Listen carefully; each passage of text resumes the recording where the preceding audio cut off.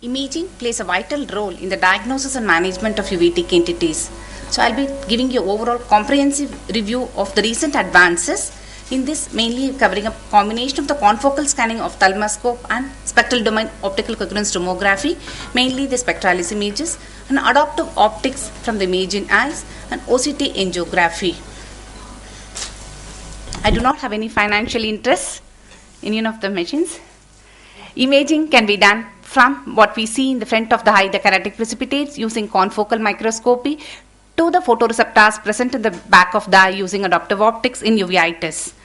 In multimodal imaging, it gives us a color fundus image, red-free imaging to see the nerve fiber layer changes, fundus autofluorescence to make out what's happening in the retinal pigment epithelium and outer retina, and we can do combined fluorescent angiography with indocyanine green angiography, optical coherence tomography. The advantage of this multimodal imaging is we can do any two combinations, for example, FFA ICG or FFA with OCT or ICG with OCT, autofluorescence. Any combinations can be done simultaneously. Coming to the OCT, the recent terminology of the outer retinal layers has been changed after the international nomenclature for the OCT meeting. This was taken from Dr. Richard Spade. What we have is the hyperreflective layer is external limiting membrane. Underneath that is a myoid ISOS junction. The terminology has been changed into myoid zone and ellipsoid zone. This is the myoid and the ellipsoid, and you can see the interdigitation zone followed by RPE. So next we'll move on to enhanced depth imaging or the EDI. We bring the OCT instruments closer to the eye, that is, choroid is placed to the zero delay, and we obtain the choroidal details where we can make out the choriocapillaries, satellus layer, hallus layers, and suprachoroidal lamina as well. Recently, Battiselli et al. Have developed combined depth imaging where we take 50% of the regular scan with 50% of the EDI, combined together gives the CDI. Recently, we have published a series of combined depth imaging in uveitis in Journal of Ophthalmic Infections and Inflammation. Here we have granulomas. This case is secondary to tuberculosis. This is due to sarcoid granuloma. When you do a conventional scan, we could make out in all the three scans, we can make out all the layers of the retinal details. The posterior vitreous is better delineated by using the conventional scan. When we do a EDI, we are able to make out the posterior border of the choroid, which we are not able to make out in the conventional scan. However, the visibility of the posterior vitreous is compromised. When it comes to combined depth imaging, where we can make out the posterior vitreous details as well, and also the posterior border of the choroidal granuloma. Next, we'll move on to the multimodal imaging in spectralis. It gives us a color fundus image. Here you have infrared reflectance changing the outer retinal layers, and also the green reflectance and blue reflectance depending upon the different level of the retina vasculature. The next comes is the wide field imaging using Optos. It imaged 200 degrees of the fundus. Here is a 9-month-old pregnant lady who has retinitis with vasculitis in the retinal periphery. Following treatment with antitoxo treatment, you could see the completely resolved lesions. Next, we'll move on to wide field angiography. Here is a patient who has a posterior uveitis. Vitritis is there. Vision acuity is 6/6 and N6. OCT shows the presence of posterior vitreous cells. FFA shows the presence of perivascular leak in the temporal retinal periphery. If you have done the conventional scan, we would have missed this perivascular leak in this patient. So, wide field helps us to find out what's happening exactly in the retinal periphery. Here is the same patient who has resolving posterior uveitis, same spectralis. This is the conventional 55 degree with the peripheral thing, temporal peripheral retina shows the normal angiogram. It's a wide field view showing the staining and the leakage from the temporal retinal vessels. Here is a case of APM PPE where we have early hypofluorescence with late hypofluorescence and staining and leakage in FFA. Autofluorescence shows areas of hyperautofluorescence, and following treatment we could see the complete resolution of the lesions. Next, we'll move on to autofluorescence. The fluorophore debris accumulates in the retinal pigment epithelium is responsible for the autofluorescence. we have hypoautofluorescence or hyperautofluorescence or combination of hyper with hypo. Hyper suggests an active inflammation. Hypo predominantly seen in heel lesions. Recently, a very early cases also shows hypoautofluorescence. Hyper and hypo combination is healing lesions.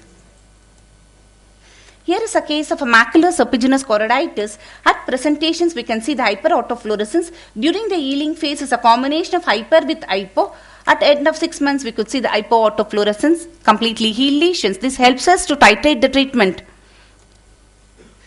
Here is a case of a serpiginous-like choroiditis secondary to tuberculosis. Following treatment with ATT and systemic steroids, we could see the increasing the size of the lesions, a paradoxical worsening.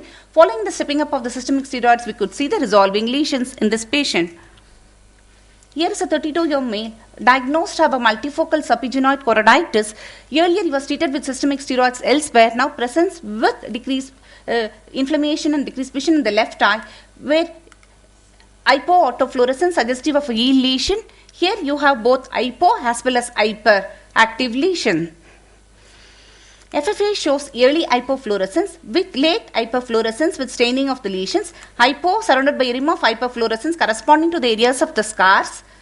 OCT shows both myoid and the shown disruption is there with increase in choroidal thickness with hyperreflective echoes in the choroid. Diagnosed have a presumed ocular tuberculosis. Following treatment, there is again flare-up of inflammation. Subsequently, we could see the healing lesions in this case. Finally, lesions are healed well. Patient is visual acuity 6/6 and N6. Sometimes the patient comes back and complain that I'm not able to see, my contrast is not better. We used to wonder, he had so much severe inflammations, now he is improved well, he has 6/6 vision, why he is complaining?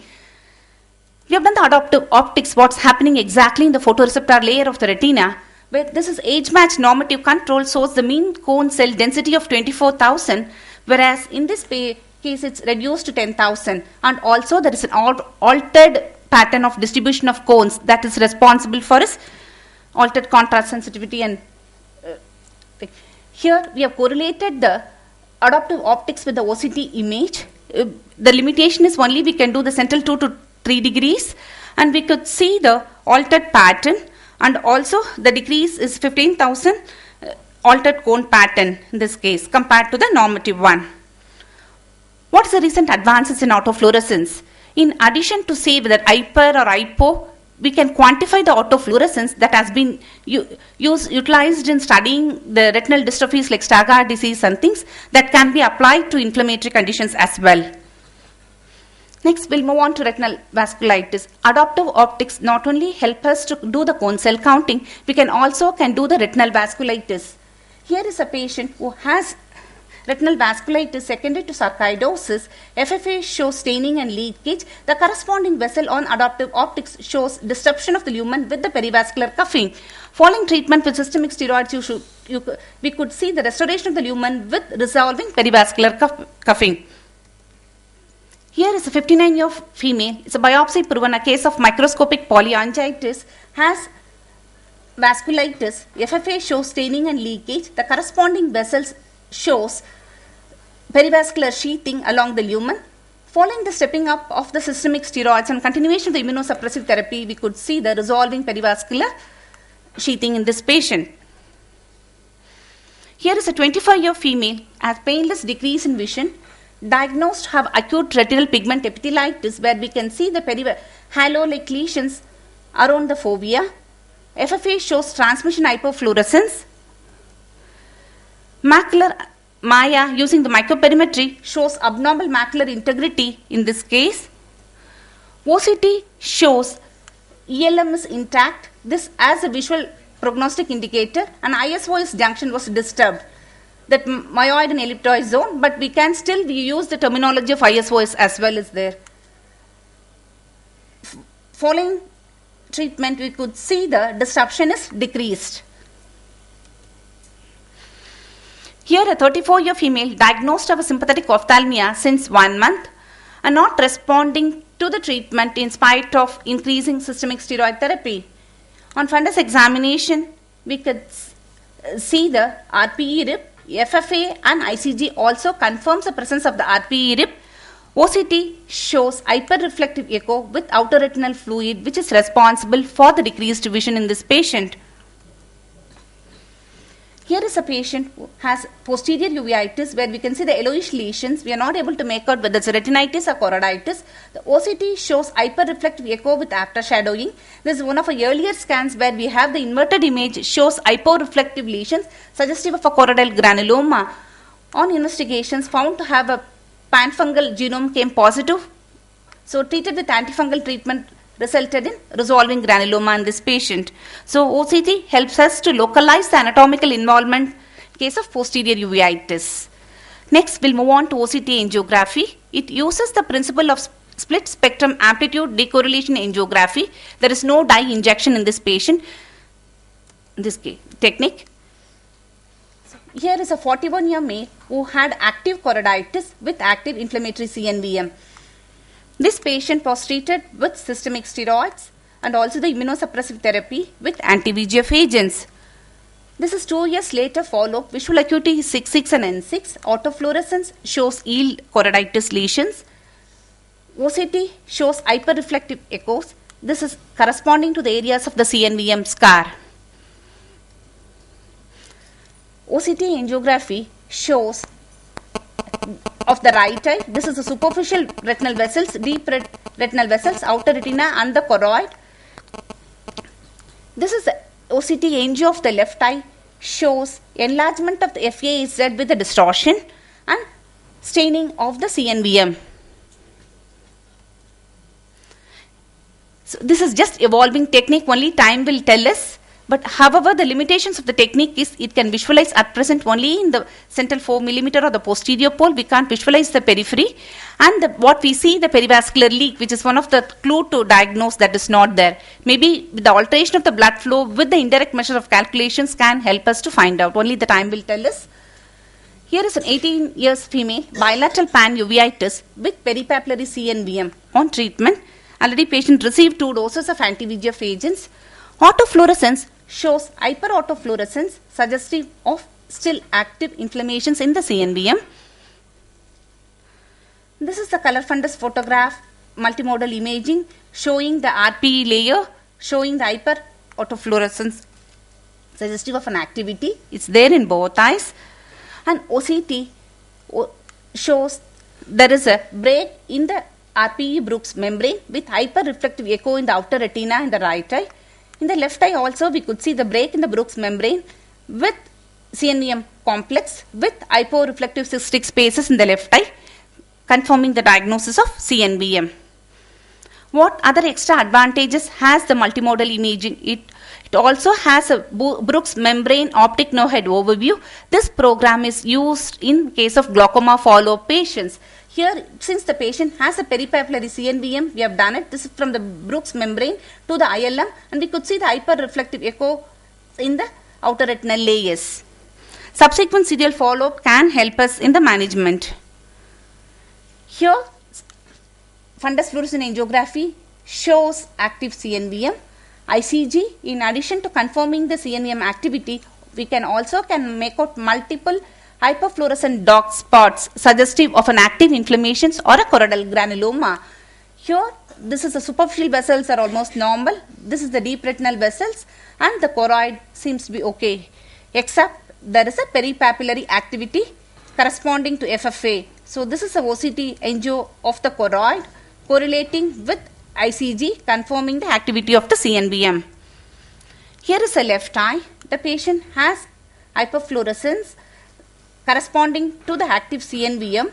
This is an ICG picture where we have the OCT angio of the superficial vessels shows distortion of the FAZ with hyperfluorescent lesions.